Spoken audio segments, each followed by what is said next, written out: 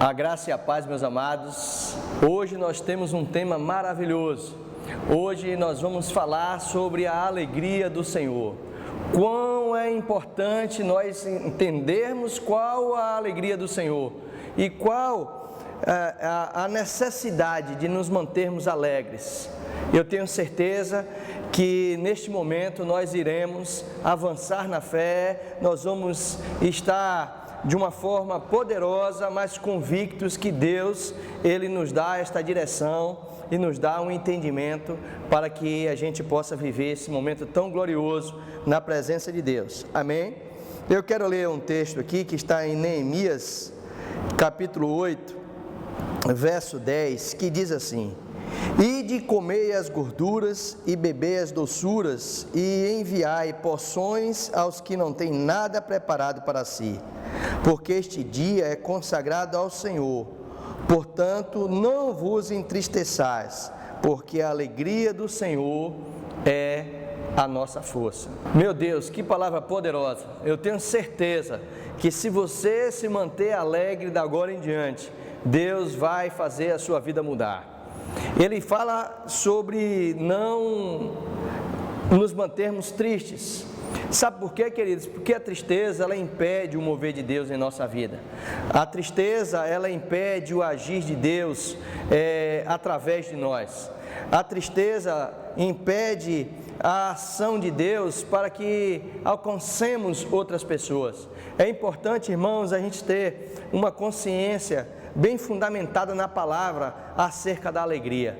Infelizmente, as pessoas tendem a ter ou até a perceber essa questão de alegria como algo carnal. Se nós estivermos chorando por alguma coisa, a pessoa diz que nós estamos ali até no espírito. Se a pessoa estiver ali clamando a Deus com choro e lágrima, as pessoas acham que é assim que se aproxima de Deus. Mas eu quero te dizer que Deus é um Deus alegre. E a Bíblia diz que Deus, Ele ri dos nossos inimigos.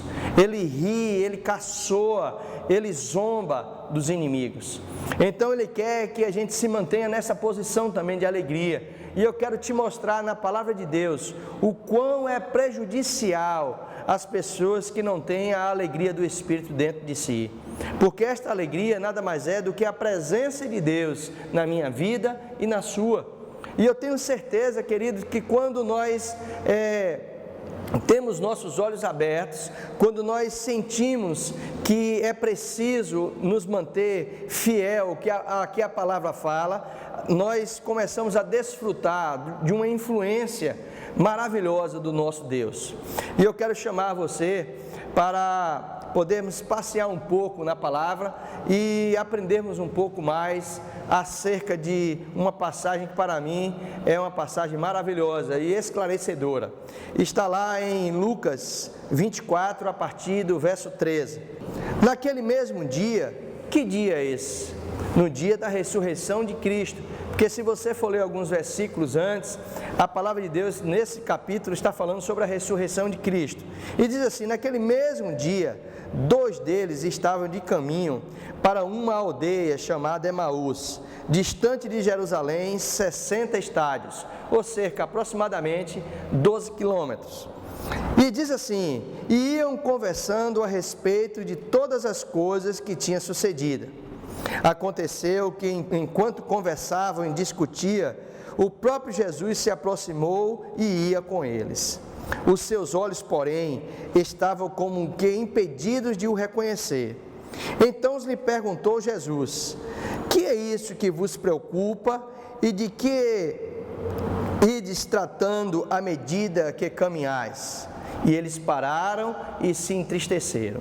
Observa, queridos, que aqui Jesus chama a atenção de 2 situações. Ele chama a atenção da preocupação e da tristeza. Eu quero te dizer que Deus não ia naquele momento instruir a Jesus a falar de 2 coisas que não fosse importante, que não tivesse relevância alguma. Eu quero chamar a atenção, o que ele diz assim: que é isso que vos preocupa? Você sabia que a preocupação é uma ideia fixa daquilo que você antecipa e que produz, um abatimento, produz algo que te paralisa. A palavra de Deus aqui informa que Jesus fez essa observação. O que é que preocupa vocês? O que é que está entristecendo vocês? A tristeza, queridos, era na verdade o retrato de todos aqueles discípulos. Esses discípulos aqui, eles tinham saído de Jerusalém, e estavam indo de encontro a esta aldeia chamada Emaús. Observe que Jesus faz a observação da questão da preocupação e também da tristeza que estava abatendo, não só esses 2 discípulos que estavam a caminho de Emaús, mas também os 11 discípulos que ficaram lá em Jerusalém. Observa também que diz assim no verso 18: Um, porém, chamado Cleopas, respondeu dizendo: És o único, porventura, que tendo estado em Jerusalém, ignora as ocorrências desses últimos dias? Ele respondeu Jesus: Quais? Ou seja, você acha que Jesus não sabia o que estava acontecendo? Claro que Jesus sabia. O que Jesus estava ali era nesse momento estimulando eles para poder eles colocarem para fora o que estava no coração deles, além da preocupação e tristeza. E olha o que Jesus diz: quais? E eles explicaram o que aconteceu a Jesus do Nazareno, que era varão profeta poderoso em obras e palavras diante de Deus e de todo o povo, e como os principais sacerdotes e as nossas autoridades o entregaram para ser condenado à morte e o crucificaram. Ora, nós esperávamos que fosse ele quem havia de redimir a Israel. Mas depois de tudo isso, e já este é o 3º dia que tais coisas sucederam. Observe, queridos, que esses 2 discípulos estavam em uma expectativa, porque ele está dizendo aqui que eles estavam esperando que Jesus fosse esse Messias que redimisse Israel. Observe que a expectativa deles não estavam fundamentados numa fé verdadeira. Eles estavam fundamentados, sabe o quê? Em circunstâncias. É tanto que a partir do verso 22, nós vamos observar o seguinte, olha o que diz: É verdade também que algumas mulheres da que conosco estavam, nos surpreenderam, tendo ido de madrugada ao túmulo, e não achando o corpo de Jesus, voltaram dizendo terem tido uma visão de anjo, aos quais afirmaram que ele vive. De fato, alguns dos nossos foram ao sepulcro e verificaram a exatidão do que disseram as mulheres, mas não o viram. Ou seja, o que foi que aconteceu no coração desses discípulos? A dúvida e a incredulidade. Eles duvidaram e essa dúvida gerou a incredulidade, a ponto deles se distanciarem daqueles 11 e os demais que estavam lá em Jerusalém. Às vezes nós duvidamos verdadeiramente que Deus vai entrar com providência naquilo que nós precisamos. E eu te chamo agora a crer comigo que Deus tem algo para nos promover, Deus tem uma provisão para mim e para você. Deus quer nos colocar em um patamar onde as pessoas vão perceber que nós temos uma direção, nós somos guiados, nós somos supridos, nós somos abençoados com todas as sortes de bênçãos. Eu tenho certeza, querido, você que está aí nos vendo neste momento ou nos ouvindo, vai ter uma verdade agora esclarecida e vai alcançar o teu coração a partir de agora nesta leitura. Pega comigo aqui. Olha só, porventura não convinha que o Cristo padecesse e entrasse na sua glória?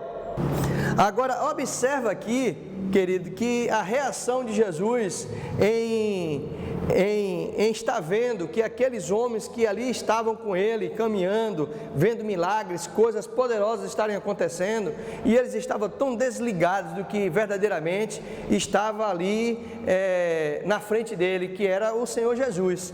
Olha o que ele diz assim: Então disse-lhe Jesus: Ó nécios e tardos de coração, para crer tudo o que os profetas disseram.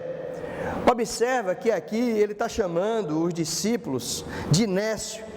Nécio é aquela pessoa que não tem um discernimento, não sabe as coisas claramente, não está entendendo o que estava acontecendo.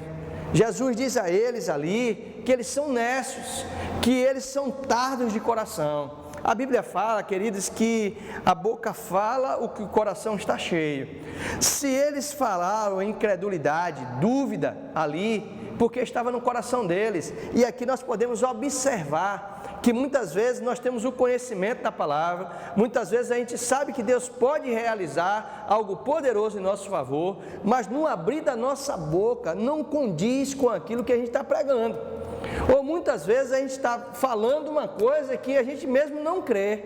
E Jesus chamou eles de nécio e de coração tardo para crer naquilo que estava acontecendo. Então olha só o que Deus continua dizendo aqui através do seu servo Jesus. E começando por Moisés, discorrendo por todos os profetas, expunha-lhes o que a seu respeito constava em todas as Escrituras. E diz assim: quando se aproximava da aldeia para onde eles iam, fez uma menção Jesus de passar adiante, mas eles o constrangeram dizendo: fica conosco, porque é tarde e o dia já declina. E entrou para ficar com eles. E aconteceu que quando estavam à mesa, tomando ele o pão, abençoou e tendo-o partido, lhes deu. Então lhes abriram os olhos e o reconheceram, mas ele desapareceu da presença deles. É importante, queridos, saber que aqui tinha o poder de Deus envolvido, porque no momento em que Jesus partiu a falar com ele, a esclarecer coisas a eles, naquele momento ali que Jesus começou a compartilhar do pão, dessa comunhão, Jesus desapareceu, mas a palavra de Deus diz que os olhos deles abriram e eles perceberam que Jesus estava saindo daquele local. Olha o que aconteceu. E disseram um ao outro: porventura não ardia o nosso coração quando ele, pelo caminho, nos falava, quando nos expunha as Escrituras? Ou seja, naquele momento em que Jesus estava caminhando com eles em direção a Emaús, eles sentiam que a palavra que Jesus falava tinha poder. Agora me diz uma coisa: se Ele nos convocou, Ele nos elegeu para nós pregarmos o Evangelho, será que você acredita que quando você abre a sua boca para falar da palavra de Deus, a palavra vai lá, é viva e eficaz, e ela começa a tratar e começa a arder os corações das pessoas? Você acredita nisso? Ou você acha que simplesmente você vai falar e se vai acontecer alguma coisa, quem sabe? Não, você precisa crer que quando você começa a falar a palavra de Deus, algo extraordinário começa a acontecer na sua vida e através da sua vida para abençoar outra pessoa.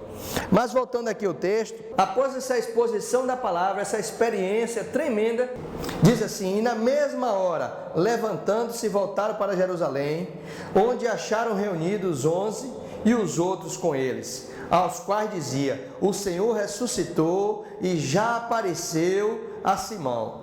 Então os dois contaram o que lhe tinha acontecido no caminho e como foram por eles reconhecidos a partir do pão.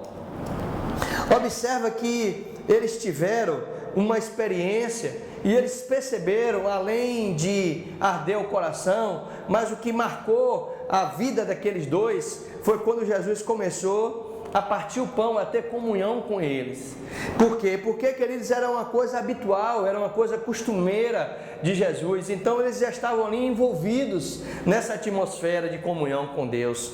E eu creio, irmãos, que muitas vezes nós não vamos ficar atrás de coisas novas, nós vamos ser marcados, nós vamos avançar em Deus, em coisas que habitualmente o Senhor já tem falado conosco, e muitas vezes, várias vezes, a mesma palavra, e talvez você fique achando que Deus está sempre batendo na mesma tecla, mas a palavra de Deus diz, o apóstolo Paulo, que ele não se cansava de falar as mesmas coisas. Sabe por quê, queridos? Que as mesmas coisas é segurança para nós. E pode ter certeza que quando Deus ele começa a falar as mesmas coisas para mim e para você, é porque ele quer que a gente tenha um pouco mais de atenção no que ele está falando. Creia nisso. Vamos dar continuidade. O verso 36 diz assim: falavam ainda estas coisas quando Jesus apareceu no meio deles e lhe disse: a paz seja convosco. Eles, porém, surpresos e atemorizados, acreditavam estarem vendo um espírito. Observe, queridos, que a palavra de Deus diz que Jesus apareceu, deu a paz a eles, né? E mesmo assim eles ainda estavam sem um discernimento, sem a clareza das coisas. E o que importa isso, queridos, é que muitas vezes nós temos uma dificuldade de entender, porque nós estamos presos à questão da preocupação, da tristeza, e também somos atemorizados. Nós acreditamos muitas vezes muito mais nas circunstâncias que se levantam contra nós do que naquilo que Deus está dizendo para mim e para você, que Ele é fiel para cumprir aquilo que Ele nos prometeu. Observa que no verso 38, Jesus diz assim: por que estás perturbado? E por que sobe em dúvida o vosso coração? Ou seja, mais uma vez, queridos, a gente percebe que a preocupação, a perturbação, o envolvimento de temor, de medo que estava cercando aqueles discípulos, estava dificultando eles gozarem dessa influência, dessa presença de Jesus ali na vida deles. E a preocupação aqui dos discípulos aumentou. Porque além de ser uma preocupação com tristeza, passou a ser uma perturbação. E a perturbação, queridos, muitas vezes é uma questão emocional que termina abalando a pessoa. Sabe, que chega ao extremo de você espiritualmente se enfraquecer.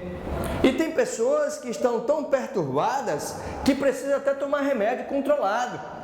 Sabe por quê? Porque já passou, já não acredita mais que Deus é o seu refúgio, que Deus é a sua fortaleza, que Deus é o Deus bem presente na hora da necessidade.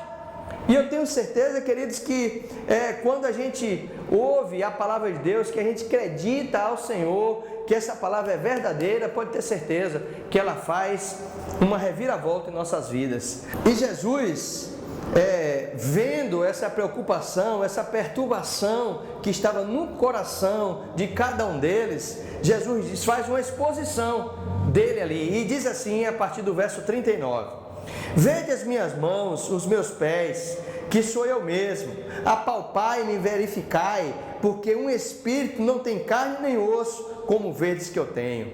Dizendo isso, mostrou-lhe as mãos e os pés. E por não acreditarem eles ainda, por causa da alegria, e estando admirados, Jesus lhe disse: tendes aqui alguma coisa para comer? Observe que eles não acreditaram, irmãos, porque Jesus estava em um momento de uma alegria tremenda. E esta alegria que Jesus estava sentindo, essa alegria que Jesus estava envolvido, estava impedindo deles terem a capacidade, o esclarecimento, o discernimento de se envolver nessa mesma atmosfera. É isso que eu quero chamar a atenção. Sabe por quê? Porque lá em Hebreus, capítulo 12, verso 2, olha o que diz a palavra de Deus: olhando firmemente para o autor e consumador da nossa fé, Jesus, o qual em troca da alegria que lhe estava proposta, suportou a cruz, não fazendo caso da ignomínia, e está assentado à destra do trono de Deus. Observe, queridos, que ao Jesus passar pelo processo da ressurreição, ele estava com uma alegria tremenda, a ponto de estar tão contagiado com esta alegria, mas não subia ao coração, à mente daqueles discípulos para entenderem o que Jesus estava ali ou querendo propor a eles. Ou seja, Jesus, ele passou por uma exposição de vergonha extrema e ignomínia. Significa justamente isso, expor publicamente a pessoa, como Jesus foi exposto naquele tempo, ao mais baixo grau de vergonha. Então a Bíblia está dizendo aqui que em troca da alegria que Deus proporcionou, fez a proposta a ele não se importou. E a Bíblia diz que nós temos que olhar com fé, olhar com foco nele, sem desviar para a direita nem para a esquerda, porque ele é autor e consumador da nossa fé. E eles aqui, irmãos, não estavam conseguindo ter esse foco em Jesus. Por quê? Porque eles não sabiam que esta alegria era uma alegria que precisava ser conectada a eles, para que eles também tivessem a mesma alegria e pudessem avançar em fé e conquistar, e avançar e crescer naquilo que é propósito de Deus para a minha vida e para a sua, e inicialmente foi na vida daqueles discípulos. Observe que no verso 42, ele diz que então lhe apresentaram um pedaço de peixe assado e um favo de mel. 44 em diante, Jesus já vai começar a explicar essa questão de fé com eles, né? Juntamente com esta alegria que estava Jesus ali empolgado, mas que eles não tinham um conhecimento, não tinham um discernimento correto em relação a isso. Olha o que diz assim, a partir do verso 44. A seguir, Jesus lhe disse: são estas palavras que eu vos falei, estando ainda convosco. Importa que se cumprisse tudo o que de mim está escrito na lei de Moisés, nos profetas e nos salmos. Então lhe abriu o entendimento para compreenderem as Escrituras. E lhes disse: assim está escrito que o Cristo havia de padecer e ressuscitar dentre os mortos ao terceiro dia, e que em seu nome se pregasse o arrependimento para a remissão de pecados a todas as nações, começando em Jerusalém. Ou seja, quando Jesus começa a dar essa explicação, a Bíblia diz que o entendimento deles foram abertos, e Jesus diz que isso aqui aconteceu, esse fato aconteceu para que eles dessem continuidade em fazer aquilo o que está proposto. E o que foi proposto? Que em seu nome pregasse o arrependimento para a remissão de pecados para todas as nações, começando por Jerusalém. Ou seja, já estava começando a ser disponível para aquele povo ali, para aqueles discípulos, um poder, uma unção, uma alegria fora do normal, uma alegria fora do comum. Observa aqui no versículo 49 que diz: eis que envio sobre vós a promessa do meu Pai, permanecei, pois, na cidade, até que do alto sejais revestidos de poder. Então o levou para Betânia e, erguendo as mãos, os abençoou. E aconteceu que, enquanto os abençoava, ia se retirando deles, sendo elevado ao céu. E então eles, adorando, voltaram para Jerusalém, tomados de grande júbilo, e estavam sempre no templo, louvando a Deus. Observe, queridos, que depois que Jesus começou a falar e explicar sobre a questão da ressurreição e sobre o propósito da continuidade ao que ele veio fazer, a Bíblia está falando que enquanto ele abençoava, ele foi se retirando deles, e foi levado ao céu, e foram tomados de grande júbilo. Grande júbilo, querido, na verdade é uma alegria extrema, é um grande contentamento, é uma satisfação completa. E eu quero te provar, queridos, que verdadeiramente Deus tem um propósito quando nós estamos alegres. Deus tem um propósito para nós permanecermos alegres. Deus tem um propósito para que esta alegria possa nos fortalecer para continuarmos a fazer a vontade de Deus. A alegria, queridos, de Deus não é apenas para nós conquistarmos os nossos bens, não é apenas para nos dar status, não. A alegria do Senhor é a marca da presença dEle em nossas vidas diárias. A alegria do Senhor não é só porque eu fico alegre porque as coisas estão dando certo. Não, a alegria do Senhor nada mais é, querido, do que a própria presença de Deus em nós. Quando Jesus ressuscitou, a Bíblia diz, como nós lemos nesse instante, que a alegria de Jesus era tão tremenda, era tão grande, que impedia que aqueles discípulos conseguissem entender, se conectar nesta alegria. Mas eu quero te dizer que você pode se conectar a essa alegria, porque você já é nova criatura, você já recebeu o Espírito Santo e você tem a presença de Deus dentro de você. Observe o que diz lá em João 15:11. Esse é o propósito da alegria em nós, verdadeiramente. Diz assim, João 15:11: tenho-vos dito essas coisas, para que o meu gozo esteja em vós e o vosso gozo seja completo. Observe o que a palavra de Deus diz, irmãos: tendo-vos dito essas coisas, para que o meu gozo esteja em vós e o vosso gozo se complete. Ou seja, queridos, a presença de Deus é necessária para que seja uma ação completa na nossa vida diária, para que seja verdadeiramente a marca da presença de Deus em nós.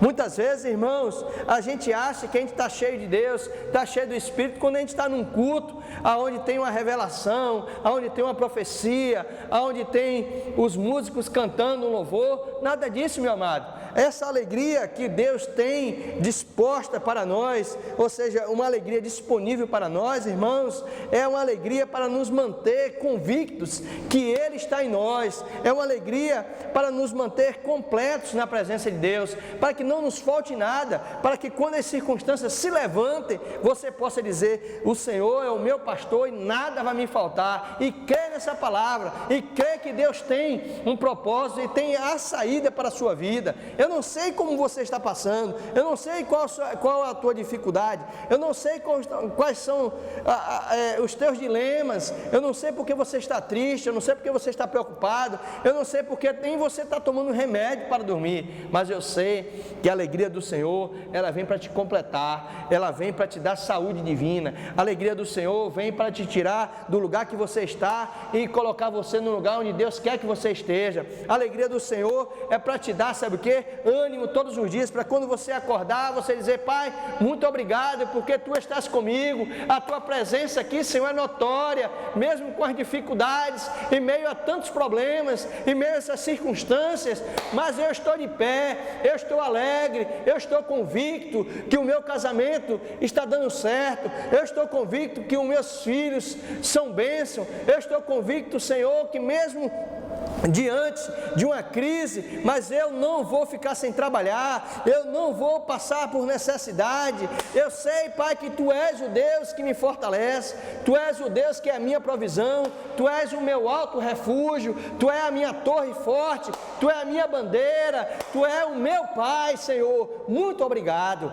Esta alegria, queridos, é para justamente isso, você se apoiar nela, independente das circunstâncias, independente do que se levante contra você possa estar bem estabelecido. Você não depende de A mais B, você depende de Deus, você depende da presença dEle, e através da alegria vai ser um sinal poderoso para que você avance na palavra de Deus, para que você cresça e tenha uma vida pautada em sucesso, porque a vida do crente tem que ser de sucesso. É isso mesmo, a vida do crente tem que ser uma vida de sucesso, e por isso eu te convido agora a estarmos orando, buscando uma palavra de Deus ao nosso coração, uma confirmação de tudo aquilo que Deus tem para nós. Amém? Vamos orar, queridos, fique você de pé e vamos aqui pegar juntos, ok? Pai, muito obrigado porque esta palavra, Senhor, veio no momento certo para este homem, para esta mulher, Senhor, que está nos ouvindo também aqui pela TV, está ouvindo os nossos áudios, Senhor. Muito obrigado, Pai, por esta noite tão maravilhosa, por pessoas aqui, Senhor, estarem sendo abençoadas, pessoas aqui estão sendo movidas, Senhor, pela Tua alegria. Pai, muito obrigado porque a Tua alegria é a nossa força, Senhor, para caminharmos todos os dias com passos firmes, olhando para o autor e consumador da nossa fé, não olhando para as circunstâncias, não olhando para as necessidades, não olhando para homens, Senhor, mas olhando, Senhor, para Cristo, que é o nosso Senhor e o nosso Salvador. E eu tenho certeza, Senhor, que há providência, que há portas abertas, que há saúde divina, que há provisão, Senhor, para o Teu povo. Pai, ouve o clamor deste homem, ouve o clamor desta mulher neste momento, Senhor, ouve o clamor deste filho, ouve o clamor, Senhor, desse empresário que está precisando, Senhor, pagar suas dívidas. Ó Pai, age poderosamente, Senhor, na vida dessa mulher, Senhor, livra ela deste mal, doença, saia em nome de Jesus, bata em retirada, câncer, em nome de Jesus, derrame, caia por terra em nome de Jesus. Casamento, divórcio, em nome de Jesus, caia por terra, em nome de Jesus. Pai, em nome de Jesus, eu também te peço, Senhor, por essas famílias que estão nos ouvindo nesta hora. Pai, abençoa o esposo, a esposa, os filhos, Senhor, dos teus servos que estão nesta hora, Pai, ouvindo esta palavra poderosa. É o que eu te agradeço desde já, em nome de Jesus. Amém. Obrigado você que estava aí já esperando por essa palavra poderosa. Eu tenho certeza que no próximo programa você também será abençoado de uma forma tremenda. Então contribua com o nosso programa, está aí o valor, está aí o número da conta, está aí o nosso endereço, faça-nos uma visita. Nós estamos com a nossa sede nova em Lauro de Freitas, Praça da Matriz, número 15, bem no coração de Lauro de Freitas. Nos faça uma visita.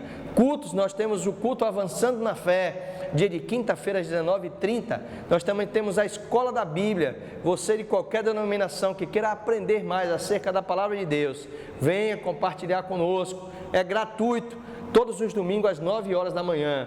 E também nós temos o culto de celebração da família, aos domingos às 19 horas. Compareça aqui na nossa comunidade evangélica Semear, aqui em Lauro de Freitas, Praça da Matriz, número 15, em Lauro de Freitas, no centro de Lauro de Freitas, ok? Próximo programa estaremos de volta. Um beijo no seu coração. Fique com Deus.